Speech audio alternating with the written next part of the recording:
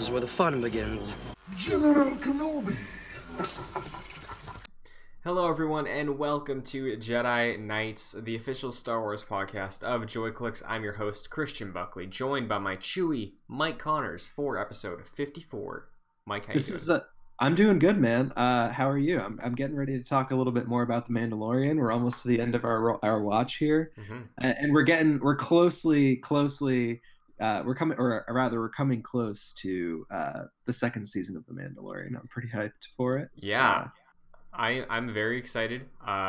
We are going to get to, of course, our rewatch, like you mentioned. We have episodes 5 and 6 this week, as well as this is sort of a time capsule episode because later tonight there's going to be some Mandalorian new content available to the public. This episode posts on Wednesday, so we'll get to that. But belated happy birthday, Mike. You're 23 now.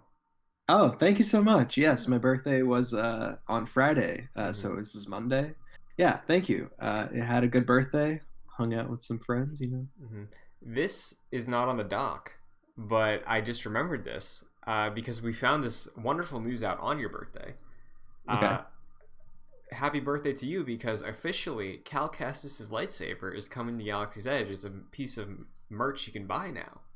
That's true. I guess, technically Cal Kestis' birthday is my birthday, right? Yeah. That's how that works. Yeah, it is. So, yeah, happy birthday to both me and Cal Kestis. Yeah, and now legally they have to send you your/his lightsaber. Yeah, are you listening, Disney? Yeah, Galaxy's Edge. Mickey Mouse, up in your ivory tower. Gotta send me one of those. Yeah. Well, why don't we kick the show off the way we normally do with pulling from the Jedi archives. Of course, the segment where we visit the sacred texts of Wikipedia to educate each other and the audience on a piece of Star Wars lore, canon, legends, what have you. Yep. Mike, would you like to go first? Sure, I'll go first. I picked some. It's a droid. Okay. So there's that. And I don't think that there's really much to talk about because the Wikipedia article is pretty short, but I picked tactical droids. They were a type of battle droid designed to plan battle strategies. A company called Bactoid Combat Automata manufactured several models of this droid, including the T-Series Military Strategic Analysis and Tactics droid. Basically, those are the droids that kind of like sit back and like command the other battle droids to like do things. In the Clone Wars animated TV show. There's not much here on the Wikipedia page, but thought it was an interesting poll. Now, could you describe physically what they look like? Are they the standard tan battle droid with like the yellow crest on them, or are they like the ones that are like black? They look more humanoid. Is it? They look more humanoid. Did you ever see the Rebels episode where they find like that droid and they're all like the living battle droids still, and like they have to talk with that. I don't know, maybe I could just send you a photo of it or something, but yeah, man, they kind of look more humanoid yeah, because I'm picturing, I honestly, I could just look this up, but I'm picturing one of these specialty classes for the CIS in Battlefront 2, I believe. Maybe no, not quite. No. I sent you it. You should just take a look at it. I'm really bad at explaining it, honestly, but it looks more humanoid than the actual like grunt battle droids that I know that you're kind of talking about. So yeah. Oh yeah. I know exactly what that is. Yep. Yeah. It's like a boxy figure, kind of a flat head, humanoid, like you said. Looks like they got like a visor kind of on, but right. Definitely a good pull because I did not know what they were called. There you go. Now, my poll for the week is the Gungan Sacred Place. Oh. The Gungan Sacred Place was the name of the sacred monument on Naboo. It was located north of the Lionorm Swamp on the foothills of the Gallo Mountains. The Gungan Sacred Place was built by the elders. It was considered sacred by Gungans. However, its exact religious or practical significance is unknown. Was this a place of matrimony? Was it a place of sacrifice? We will never know. But interesting. Yeah. So I guess like I mean, this is not the same as like the place where they go to in episode 1, right? No, I believe it is. It is the place where there's the statue of the head, like half underground, and then Boss Nass is like sitting on it. Like once they sort of reconvene. Remember when like Padme goes to that Nass and like pleads their case of like, hey, please help us. I see.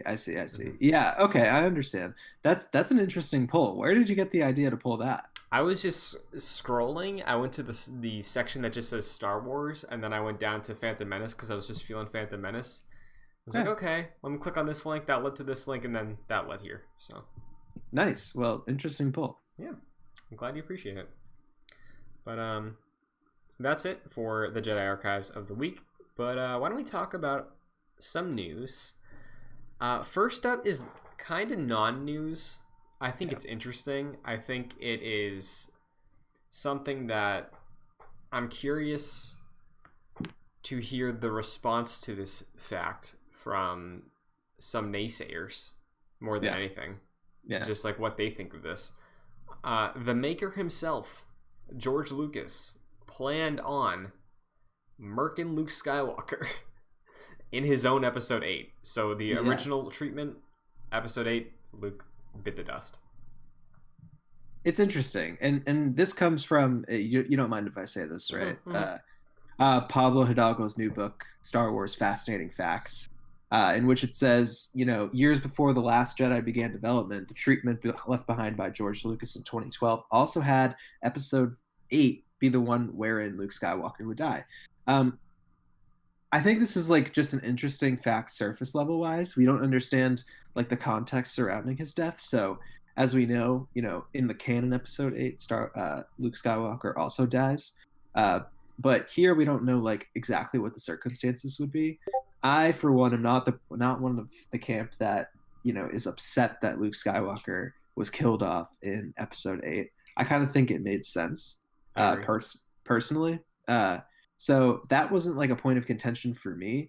And honestly, like he's the hero of the original trilogy. If you're going to make a story after the fact, it would only make narrative sense if like something tragic like that happens, or at least like, especially Star Wars, it's not out of the realm of possibility that Luke Skywalker is going to die, Yeah, like we've seen this multiple times, like I think we've always known that Lucas's plan originally from like the 90s was going to be for Luke to sort of fill in the Obi-Wan role, right, from the originals. Right. And if we look to that mentor role in any Star Wars content, the mentor more often than not dies. Like, yeah, exactly. So I don't think it's surprising. I think, especially when you consider from the sound of the Lucas treatment, from what we do know about it, was never intended to be, hey, it's a fun romp action follow-up immediately, like 3 years after episode 6, right? Like it was never meant to be that. That was never the story he wanted to tell about Luke Skywalker. It was always meant to be passing on to the next generation. So I think the killing of Luke, I think on that level for some people is the disappointment of like, I never got to see more of episode 6 Luke. Not necessarily like boo sequels. Like I don't think that's the full extent of that disappointment, No, I don't think so either. I mean, like you said, like it was George Lucas's idea all along to make Luke Skywalker, the Ben Kenobi sort of role, and in that comes death, right? Like it's just inherent. Like, yeah, I think like also when Lucas made this treatment, he was kind of, or when he wrote this treatment, like he was kind of constrained by the fact that the actors were kind of old too. Sure. I think that shouldn't be understated as well. Mm-hmm. But like, yeah, I think, it's not surprising that this is the way that he wanted to end it in a way, at least with his main character. And for all the people who are upset that Luke died in episode 8, it's been like 3 years, so get over it. I would say I am upset that he wasn't in episode 9 as much. He was in there for like a second. Yeah. Mm-hmm. Yeah, like I think Obi-Wan probably had more screen time in episode 6 than Luke had in 9, and based off of gut. Obi-Wan had a lot of screen time, I feel. Like in 6, yeah. on the Dagobah scenes and everything. Mm-hmm. But Um, you saying that and going over the Lucas treatment also reminded me. If you're a fan of Star Wars or Lucasfilm or any like behind the scenes movie production and stuff like that, Phil Szostak on Twitter, that is at PHILSZOSTAK. We've referenced Phil's tweets before. I think specifically with when we got that new look at Rey's yellow saber a few weeks back in the art book. But he tweets out a lot of really interesting information about Star Wars. And one of the things recently, this was from the 16th, in Lucas's 1978 Star Wars outline, the original trilogy occupied episodes 6, 7, and 8, timeline-wise. A Clone Wars trilogy took up episodes 2, 3, and 4, while episode 1 was a prelude. Episodes 9 through 11 were simply left blank, and episode 12 was the conclusion. So yeah, like, just a little fun bonus thing in there of, like, Lucas is going around all the time. There's always things that come out of, like, his plans, what he would have done. That is so interesting. I didn't realize that was like in the works, like, at all. Mm-hmm. But yeah, eyes wide open, Christian. Yeah. So, but I think maybe like that version of whatever Lucas's ambition was, maybe that was like the Luke Skywalker episode 7 that a lot of people wanted out of the sequels. But I mean, I don't even know. Like, I guess you could have made like old Luke Skywalker, like, for lack of a better word, a badass, but like, you know, he's old. I think in the Star Wars tradition, the old people have to be like the wise ones that don't necessarily like, I don't know, at least in like the traditional like old trilogy Star Wars. Mike, yeah, sorry to cut you off. Was that the end of your thought? Yeah, basically. Okay, I was gonna say, I think the like force projection thing in episode 8 to like save the Resistance is the most badass thing Luke Skywalker's ever done, personally. Yeah, well, I think it like sort of solidifies the fact that he's like one of, if not like the most powerful Jedi or Force user like ever. Yeah. That takes an incredible amount of skill and power. Oh, absolutely. Like, yeah, redeeming Darth Vader. Yeah, that was cool. That's important. But like doing that, that is badass. That is sick. That's very, very cool. Yeah, I would have to say one of the coolest things that Rian Johnson put into Star Wars is force timing. Yeah. And yeah, we can all thank him for that. Mm-hmm. Well, was trying to find a transition, but yeah, I mean, you just got to go for it in this one. It couldn't work. Yeah. The holiday special. We have some new information about the Lego Star Wars holiday special. The brand. I was gonna say. Okay. The good holiday special. Sure. Yeah. So far we haven't seen it yet, but. So we got a little bit more information about this. Once again, it is coming November 17th on Disney Plus. I believe it's being broadcast on ABC as well. That's interesting. But yeah, the new holiday special got a new poster this week. It's very nice. It's a red backdrop poster with a Lego severed hand with like a bow wrapped around it, and then in like the holiday sweater art style text font, it says like the Lego Star Wars holiday special. So that was cute. That was nice. I like that poster. Yeah, the hand. I think at the top it says "To Luke from your father." Yeah. That's very good. This week though, we did learn that there will be some returning casts for this here holiday special, including Kelly Marie Tran as Rose Tico, Billy D. Williams as Lando, Anthony Daniels as 3PO, and pulling from the Clone Wars, we got Matt Lanter, who of course voices Anakin, James Arnold Taylor returning as Obi-Wan, D. Bradley Baker as the voice of all clones, and Tom Kane, who did Yoda and was also in the blog I read for StarWars.com credited as Qui-Gon, which I did not know. I only knew Qui-Gon was voiced by Liam Neeson in that one episode, so that's cool. Interesting. I think that they, from all of like the actual actors and voice actors, they got a good pull here. I think it's going to sound really good. I could see a lot of combinations where like all of these characters could be together, and like that just makes it even more immersive when you have like the actual actors, voicing it. Yeah. And I think there's a lot of potential to go through all those team ups like you're mentioning, because we do know story wise it's about Rey sort of going through different time periods of Star Wars, like iconic scenes. I think there was a still that was released recently where it was like Rey clashing with Darth Vader, like lightsabers. So Oh, that's interesting. neat. I wonder, like, so they have all of these actors coming back to voice, like, Rose and Lando and 3PO, but, like, are they going to have Daisy Ridley come back and voice Rey if she's the focus of this special? I don't know. I really don't. I could see it go either way of like, hey, we wanted to get everybody, so we have supporting cast members. We got who we could. Like maybe Hayden Christensen's not available, so we get Matt Lanter since he's used to doing VO for that character. But yeah, I really don't know. I could see them bring in a secondary voice actor for Rey or Finn or Poe, and like maybe that will eventually lead them to have a new canon animated voice for that character if we ever get an animated series about like Rey and Finn, you know, like sort of introduce new, like get us adjusted to a new take on the characters, you know. Possibly. I mean, it makes me wonder. I don't know if she did the voiceover for her character in Battlefront. Maybe she did, but perhaps that person's doing it. I don't know. Yeah, I'm not 100% sure. I know, I think the only one I know for sure that voiced their character in Battlefront in terms of sequel characters is John Boyega. I'm pretty sure. Right. But yeah. Interesting. Well, cool. Yeah. You excited for the holiday special? Yeah, man. I mean, I've never seen the original holiday special. Some may say that's probably like, you know, good that I've never seen it, but yeah, I'm excited to watch this at least. It should be interesting, and it looks like fun. I'm always into the Lego Star Wars stuff.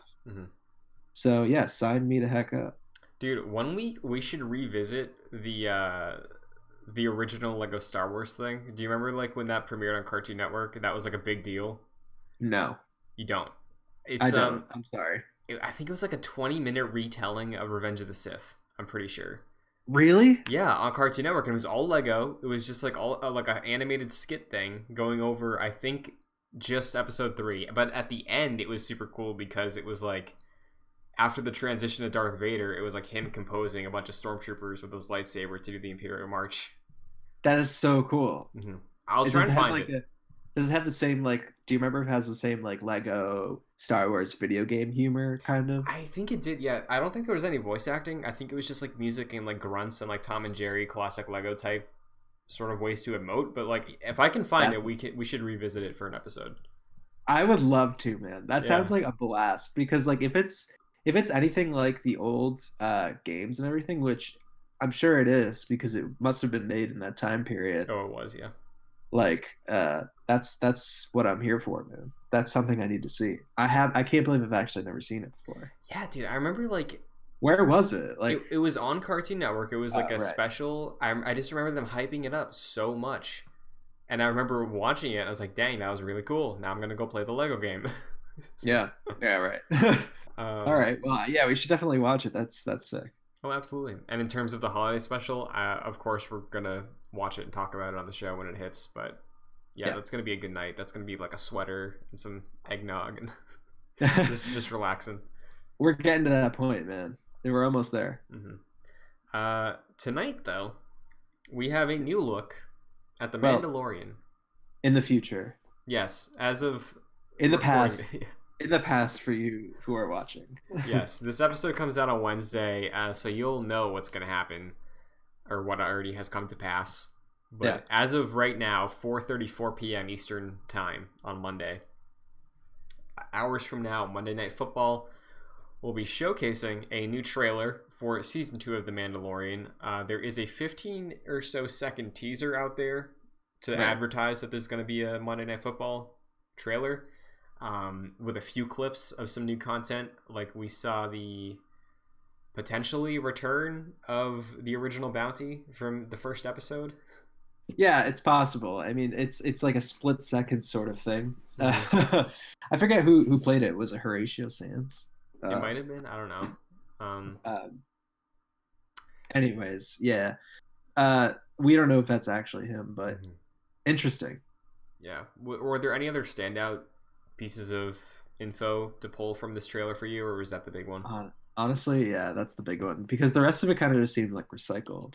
Yeah, we saw a lot of like the shot of the Razor Crest being pulled up on by some X-wings. We saw Baby Yoda in the snow. We saw Grief Karga and Cara Dune with Mando. We saw them piloting a ship together. So like, it's a lot of stuff we've seen before. Again, it's not long. This is going to be outdated by the time the show's out. So, I mean, yeah, I think I don't know what we're gonna get. It's gonna be like interesting. We're definitely gonna see something new, something that we haven't seen before. Maybe a new set piece. I don't think we're gonna see like Ahsoka. I don't think we're gonna see like any other of the rumored characters. So I mean, I don't know if you think differently about that, Christian. I could see a world where we get Ahsoka. I could see, because for so long we've been talking about how perfect of an end stinger that would be for a trailer. You know, it would be perfect. Yeah. Maybe if it's just like her in a cloak and you just see like a blue lightsaber ignited or something. I don't know. I could see something like that. Maybe like whatever her tentacle things are. Yeah, I pop it out of a cloak. Yeah, maybe more realistically, I could maybe see them show Rex. You know, just because okay, Tamara Morrison is still I think a recognizable face in Star Wars, right? He plays all the clones, you know, so like for sure, I could see that be something that's pretty big. That's like, oh, for a casual Monday Night Football audience, that's like, hey, I like Star Wars. Hey, that's the clone, you know, like, yeah, for sure. I think like they're gonna show something and it's gonna be like a split second of something. I just don't know if it's gonna be Ahsoka. That's what I'm saying. Yeah. I don't know, but we'll see. I mean, hopefully I'm wrong. I kind of want to see what she looks like. Yeah, and I'm sure even if we don't see her before season 1 hits, or season 2, sorry, I think by the end of like the first 3 episodes we see her probably. Oh, for sure. Yeah. So yeah. More Mando news though, more topical things. First off, it's Jon Favreau's birthday. So happy birthday. On the 19th? Yes, as of today. Awesome. Happy birthday. He recently was interviewed by Variety in terms of just discussing stuff about Mandalorian Season 2 and 3. So I think there was a report recently, but this is just reaffirming they are on schedule to begin shooting Season 3 of The Mandalorian this winter. So the end of this year, they will be in production on Mando Season 3, which is wild. That is wild. I mean, they just know that like it's gonna just do well. Like they just know that they have it in the bag essentially. Yeah. So it's not like they really have to like wait to see how season 2 is gonna do. Yeah. And Mike, how would you feel if because of that confidence and the ease of the way production works for this show, that we could eventually maybe see some spin-offs or some new ways to explore characters we've met? That would be fine. I think like we haven't quite gotten to that point yet in the story. I think season 1's kind of like surface level, and I'm excited to see what they do in season 2. So when I think about it, like as of right now, I don't know if there's any character that's really compelling enough other than the Mandalorian himself to actually like delve into something new. But hopefully season 2 sort of changes that. In my opinion, like I don't know if we're talking about like the different mediums that are possible. Are we just talking about like TV right now? For right now, strictly TV, because in this interview there was a quote from Favreau speaking to just how production works and why they've been able to be on top of it. Yeah, I mean, I was going to pull up a quote from him if you want to hear it. Yeah. He said, quote, "We're meeting new characters, and as we're starting to hit our stride from a production standpoint with how this technology can be used, we are beginning to explore where we could go. We could start to expand what we're doing and our ambitions about what characters we want to follow." So again, just seeing how the production works for Mando, seeing how quickly they've been able to get in and just go full steam ahead on this show. Yeah. I don't think that this quote necessarily means that they're going to be like just focusing on like Mandalorian universe. I think this just kind of opens up the fact that like they could do this for a lot of other characters that they maybe previously thought that they weren't wouldn't be able to explore in TV because of maybe production costs or Sure. something like that. So like I think that they really like hit the jackpot in the sense that the technology that they use to create the Mandalorian is just like so versatile and it looks so good Hmm. and it's so like innovative and like I think they're I mean they came up with the technology, right? Like Yeah, it's all proprietary, so they're it's like the only ones that have it. it's incredibly impressive to me still. Just again, Oh yeah, because from a behind the scenes perspective, I would love to visit that set. I would love to just see how it works in person. But for sure. um, going on top of that, what you just said though, I saw recently, I think earlier today, I saw an article saying that Matt Reeves, the Batman with Robert Pattinson, is going to be implementing some scenes being shot on a 360 video screen, like how Mando does it. That's I mean, yeah, that's genius Yeah. actually. Hmm. It's all very smart and like it just makes the production so much easier it seems Hmm. because they're absolutely just cranking out the Mandalorian. Hmm. So they're probably realizing that like it's a lot more feasible than they thought. Maybe they just took the first two seasons of the Mandalorian as trial runs and are realizing, hey, like the technology that we have makes this actually really easy. Hmm. Um, and especially since Disney is losing a lot of money off of the movie market, like no one's going to see movies anymore. Right. And Disney like used to make billions of dollars just like off of one film. They're gonna have to pivot. They have to pivot somehow, Hmm. uh, and that is TV. People are still watching TV, so uh, yeah, interesting. So, that in mind, what would you say to the idea of The Mandalorian and Jon Favreau exploring the character and story of The Mandalorian Din Djarin through a movie? I don't like that at all Okay, why? because I think so far the way that they've been doing the Mandalorian sort of just works the best over TV. I don't think they've gotten close enough. Like I don't know how exactly they would do that. And perhaps like partially the reason why I'm saying no is because like I don't understand I don't know at this point what the story would be, exactly how that would work. But like so far the what they've showed us and what has like the story that they've put in front of us so far, I don't really see how you can adapt that to a movie. Right. And I mean, not to say that that can't be done later. Hmm. It's just right now it doesn't seem. I don't know. It would seem forced, but not to say that it's not possible Sure. in the future. Because I think you're right. It's a matter of what the story is, and there is another Favreau quote from the interview specifically addressing his thoughts on it. He said, "Quote: We're definitely open to it and excited to see where the story leads us and have that flexibility because there's no rule book now." Which, end quote. Again, I'm saying like, or I'm seeing what you're saying, and I think I agree with you because it just works so well, especially as much as we talk about The Mandalorian, as much as everybody loves The Mandalorian and the future of the show is very exciting, we've still only had one season, and it's still very much laying a foundation still. We have an idea where we're going. It seems like, I think there was another interview with like Favreau and maybe Filoni, but also Pedro Pascal saying that, hey, the heart of the show is the bond between Din and the child. Like that is what the show is. That's why it exists.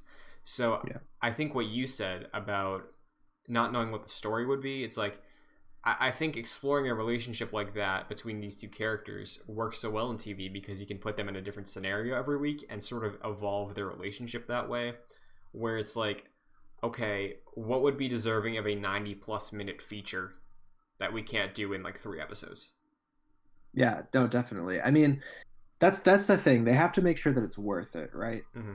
Like they can't just like I don't know, come up with something that they didn't really like put that much effort into and just Mm-hmm. like throw it in the movies because they think that it will make money. Like I'm sure it'll make money, but like it's whether or not like it serves the story. And like Mm-hmm. I'm not saying that the Mandalorian like over a series of like 5 or 6 seasons can't build up to like something that could be really really powerful in a movie theater. Right. uh I'm not saying that that can't be possible, but Mm-hmm. it just like wouldn't make sense too that like this TV show that was like, a Disney Plus exclusive, like either gets its ending in a movie theater or like has this main thing that you Sure. need to see in a movie theater, right?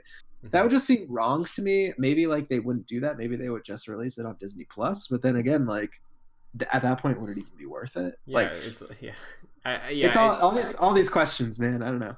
I think it's a matter of questioning just the format, right? Because I think when you get down to like, okay, it's a streaming service release, it's like, okay, so realistically, the only thing that's different is the budget, right? Because like, it's like how I think a more accurate comparison, at least right now on the Marvel side, is like, okay, we're not getting a Captain America 4 yet, I don't know, but we're getting a Black Widow movie, but we're getting the next Captain America story across a season of TV. So like, how does that shake out difference wise? Is it just budget? Does it matter that Black Widow's a movie? Could it have been 3 episodes of a miniseries? Like, yeah, but it's different. It's different though, because like the Winter Soldier, right? It's Bucky and the Winter or Falcon and the Winter Soldier.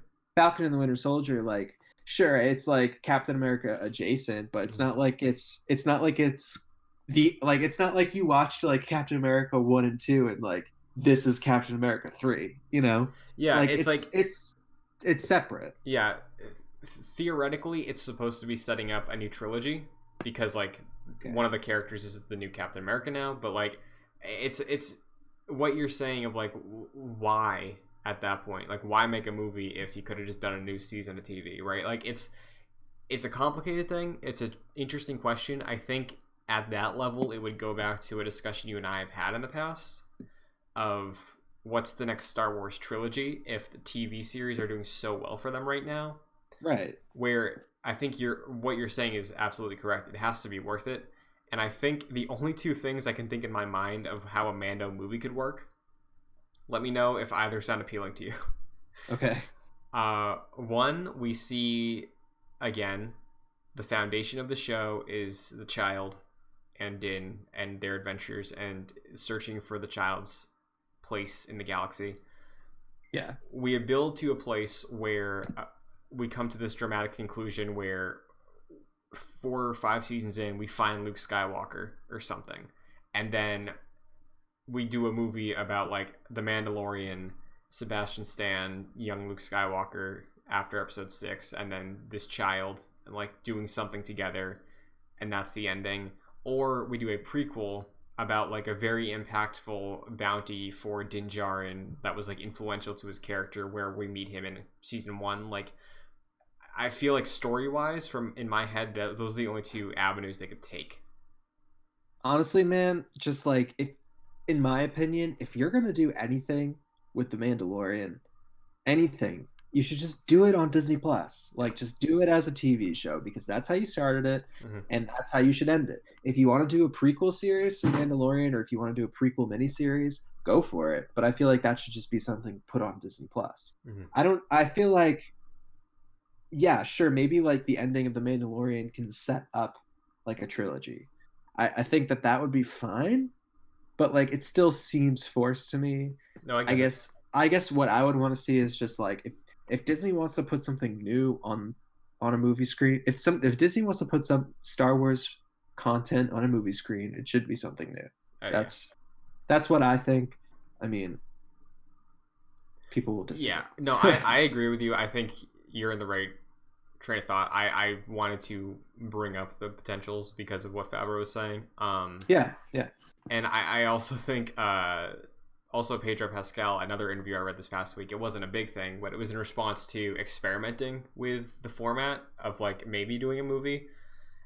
He was like, I want to, it's such a beautiful thing the way the show works and like the show itself, that I want so much more out of it, but at the same time I don't want to change it and like do anything drastic that'll corrupt that. So I think they're very clearly excited. I think the fact that they're already setting up to shoot season 3 is evidence of like, hey, Mandalorian is where it's at right now in terms of Star Wars content. I think they're excited, but they understand that they could very easily take the wrong path. I think it sounds like they're smart about it, and they would. Yeah. it sounds like they're smart about it. And like, let's don't get me wrong. If they came out with like a Mandalorian movie, I would go watch it. Oh yeah. Like, so like, I'm not a purist in any way. Like, I'm not against. I think I'm not going to look down on something and not going to go watch it. But I think you're right. I think they're smart. I think they're taking it slow. I think they're still focusing on the TV show, but they're keeping their options open, like any good creator would. I think. Yeah. Not painting themselves into a box and thinking outside of that. So, yeah, I mean, it's all good news because at least they're thinking of different ways to give us things that we love. And you know, as much as I right now would want, you know, to just see it be done on TV, I hope they prove me wrong. Like, who knows, right? Yeah, having like a grand adventure of like Mando and something, that'd be sick. That'd be cool. If it's handled right, that'd be amazing. And sure, I didn't pull this. I think this was from the same interview, but Favreau also spoke to his history with Marvel, and I'm paraphrasing, but it was something to the effect of like, yeah, working with Marvel, it was really insightful to sort of planning blockbusters and how you're serving like a ground level basic story within your own piece of media that you're making, but also working it into a larger narrative. And he was talking about that in relation to like the multiple seasons of Mandalorian and stuff like that. So again, I trust Jon Favreau with like everything at this point. I think if he's working on a project, I'm sure it's going to be at least real solid and real good. Like I'm never really nervous about a project he's working on personally. No, and especially with like the Mandalorian, I think that they were able to show us that like they knocked it out of the park with the first season. They gave us good, you know, the trust is there. I trust them, so I'm excited to see what else they'll do. Well, with that in mind, why don't we talk about the worst episode of The Mandalorian? Why don't we? For those that have been following along, of course, this is Mandoctober. We have been rewatching season 1 of The Mandalorian, 2 episodes a week on the road to Mandalorian season 2. So far, we have rewatched episodes 1, 2, 3, 4, and this week is 5 and 6. Episode 5 is The Gunslinger, and episode 6 is The Prisoner. We're on our penultimate week here. Yeah, that was fast. Yes. Not really much to watch, but no, yeah, really not. So, actually, you know what? I'll start there, just because you teed it up. Are you hoping that season 2 the episodes are a little longer? Yeah, I'm hoping the episodes are a little longer. I know that we're not getting more, right? That's no, it's 8. It's 8. Yeah, because it's the same amount of episodes as you know the first season. I'm hoping that they're a little bit longer. I suspect they'll probably be the same length though. I just that's a hunch of mine. But yeah, I think 5 and 6 were like decently for what they were. The lengths were good. Yeah, like I don't think it should be a mandate that every episode of something should be an hour. Like, if the story you're telling that week is not conducive to an hour, don't make it an hour. Like, don't throw in needless subplots. And I don't think any episodes of The Mandalorian have filler within the episodes themselves. I think you can argue what episodes carry less weight in the grand scheme of the season. Well, that's the thing. Like, a lot of TV shows, there's always like an A plot and a B plot. But like with The Mandalorian, it's just like A plot all the time. Yeah, and so, honestly, I appreciate that. Maybe that's why it's like half. It's like not quite like an hour, but it's like always not quite half an hour either. Yeah, they just cut out the B plot. And I honestly prefer it that way. I think you have a lot of time to meander if there's a B plot, and I think even if you are just sticking to the A plot, you risk either running short or the episode that week feeling like filler itself. But yeah, I'd rather that than it feel like filler and also have a meaningless B plot. You know? Exactly. Yeah. But I think we're going to be talking about an episode today that some would say has a meaningless A plot. Yeah, why don't we kick off with that? So episode 5, The Gunslinger. We return to Tatooine. Baby Yoda is babysat, and We get some hotshot wannabe bounty hunter. Ming-Na Wen's character dies off, wasted potential. It hurts. It's really bad. Yeah. Here's the thing. I think like watching Mando still be a bounty hunter, it's still entertaining, and that carries this episode for me in terms of like making it enjoyable to watch still. Yeah, for sure. But in terms of like an episode, it's like, this one's whatever.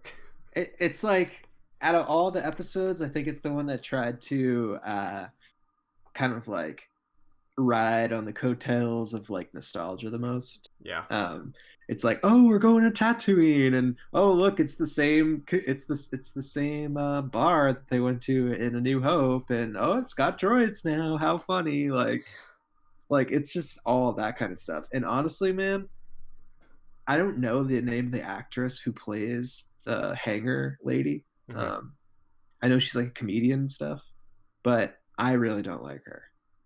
Really don't like her character. I think she's kind of annoying. I'm like indifferent, you know? Like my issue character-wise with the episode isn't with her, it's the bounty hunter guy, because he's just like pretentious and like whatever his name, Calican or whatever. Sure. Worth noting, the episode was directed by Dave Filoni. Yeah. I think this is he did 2 episodes, season 1, I think. It was the season premiere and then this one. Yeah. What do you think about like the very beginning, like the cold open? On a rewatch. Well, like on a rewatch, I think as a whole, my takeaway for this episode on a rewatch was like I went in with negative expectations because I remember a lot of people dogpiling on this episode. I know people didn't like 4, were the exception there, but I remember everybody not liking this one. So like going into it, I was like, the cold open was like, okay, and then like the rest of the episode, I was like, okay, sure. Yeah, there's like no real like forward movement at all. Like in anybody's story, it doesn't really do anything.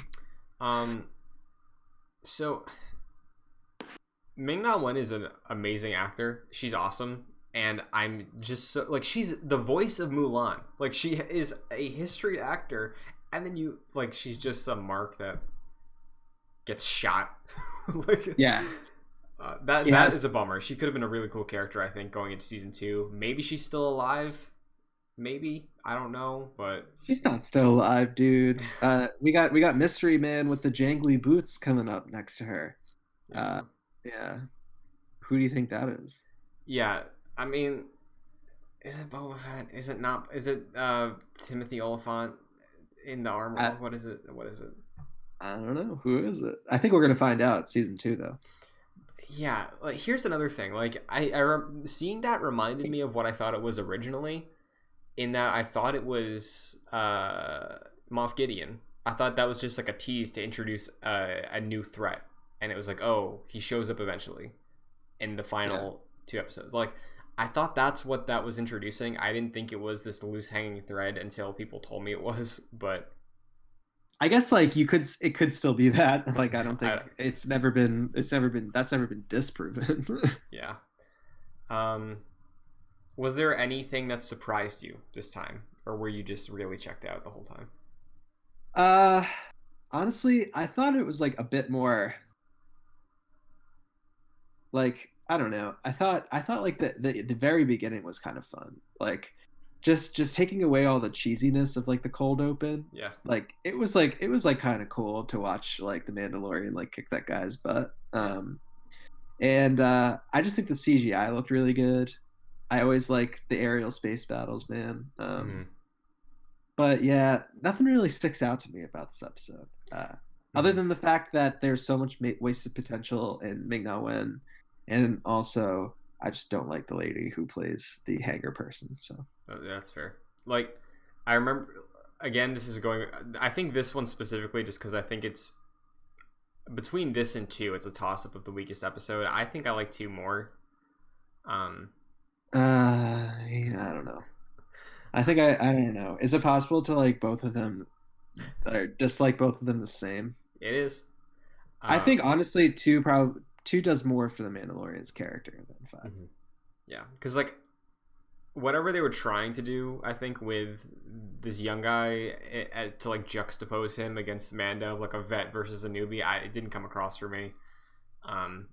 It's just the initial "oh damn, Tatooine" from the first viewing kind of wore off pretty quickly, I think. I thought the opening shot of Mos Eisley was cool because it was the same shot as Episode 4. Yeah. But yeah, that's about it. So Episode 6 then, The Prisoner. Yeah, what an improvement. So I remember you weren't super hot on this one last year, but do you think watching it back to back with Episode 5, did that change anything for you? I think this is probably going to be, mark it down as like my most changed opinion. Okay. I really liked this episode. Mm-hmm. I was just like, I don't know, maybe I was just in a better mood when I watched it. It's possible. Sure. Like I do appreciate, because I was thinking a lot about what you and I had been talking about like the heist aspect of this episode. Mm-hmm.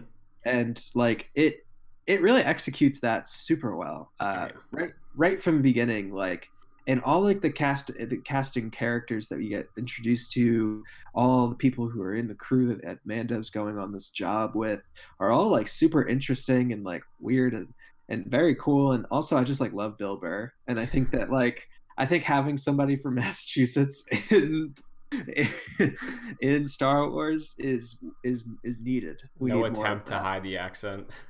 No, dude, that's the best part about this. That the Boston accent exists in the Star Wars universe. No one cares. So yeah, I mean, I just really like this episode, like on a rewatch overall.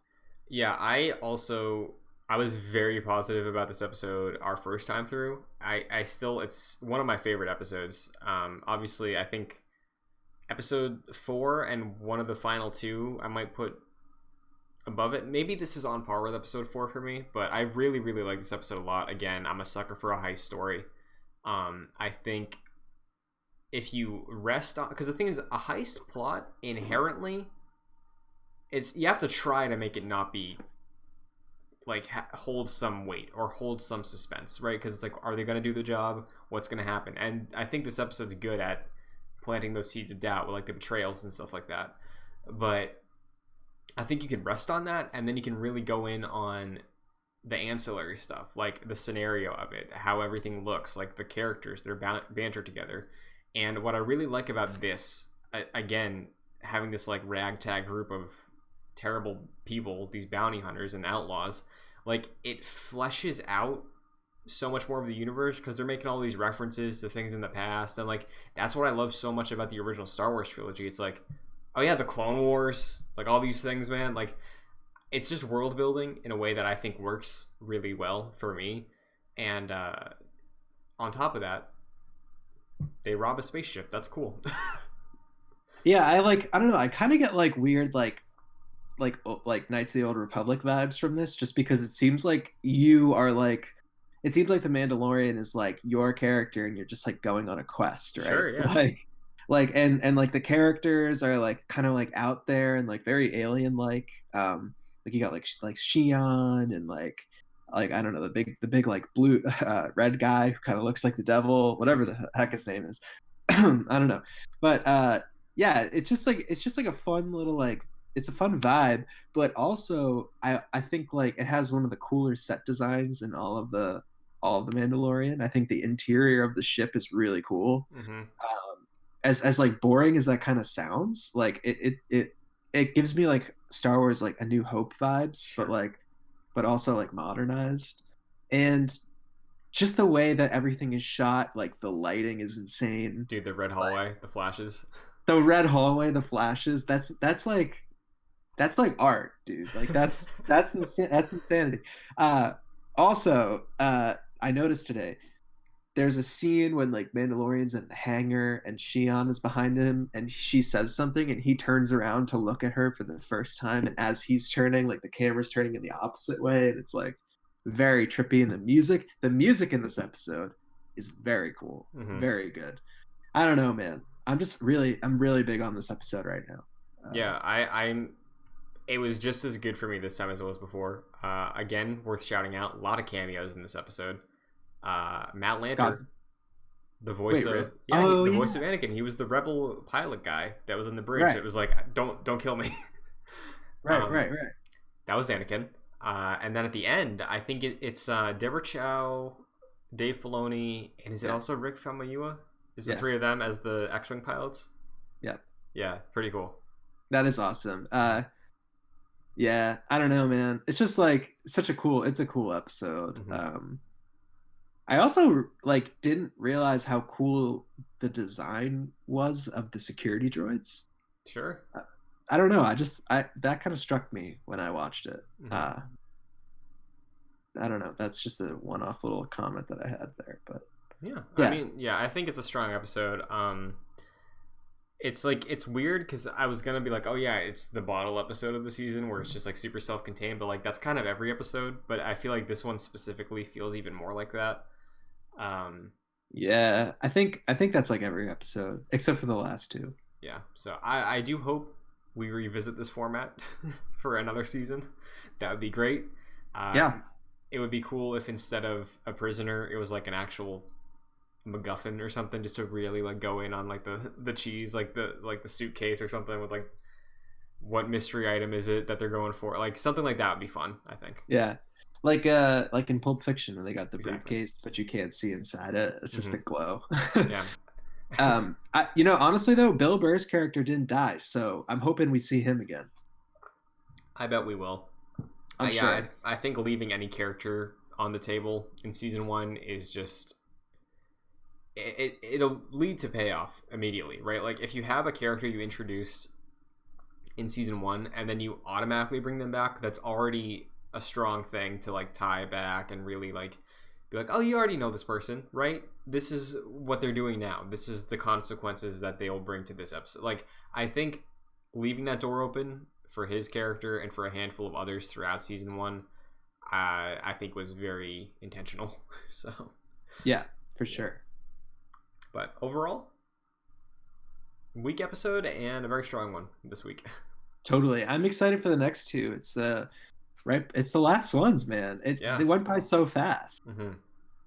I'm excited to watch them back to back because I think I did that last year. I think when the second to last episode came out, obviously I watched it for the show, but I do think when it was the final episode, I did a little double feature that night. I rewatched the second to last and then went straight into the last one, and it was a great experience. So excited to do that again for next week. Yeah, it's like you got to watch the last 4 episodes of the Clone Wars all together, right? Exactly, yeah. Yeah. Mm-hmm. But I'm excited to do that for this too because I guess very soon after we're going to be having season 2. So we're in it. Well, until then, Mike, where can everybody find you? You can find me on Twitter at Mike P. Connors. Very nice. You can find me on Twitter, Instagram, and Twitch at Chris N. Buckley. This show is available in video format on youtube.com/joyclicks, alongside a bunch of other videos, other podcasts as well. We're very close to 2,000 subs. Trying to hit that by the end of the year, so help us out with that if you're new and you enjoyed. But the show is also available on podcast services like Apple Podcasts or Spotify, or a handful of others. If you can rate and review the show on that platform, it would be greatly appreciated because it helps the show out a ton. It takes a second to tap the 5-star button, and we appreciate it. Yes. So we also have Patreon, patreon.com/joyclicks. $1, $2, $5 tiers get you a variety of awards, including the $5 tier producer credit like Chris Sakas and Aaron Easton. Thank you very much. So if you want to get involved, check it out. Even if you don't want to pay, there's cool info in there. So yeah, and if if you even don't want to do that, just like, subscribe, do all that stuff. Exactly. I love saying that. What we need to do is I'll get a clip of you doing that, and then I'll just play it for everything. So you're the voice of that. Yeah, I'd love to do that. Yeah. I'd really love to. You know how like you watch like the SNL skits on YouTube, and right at the end, it's always like Kenan Thompson. He's like, "Don't forget to subscribe." Yeah. Mm-hmm. Yeah, we'll plan that day. We'll get that recorded. Yeah. Until then, though, we're fine. Everything's fine. How are you? May the force be with you. Hello there. This is where the fun begins. General Kenobi.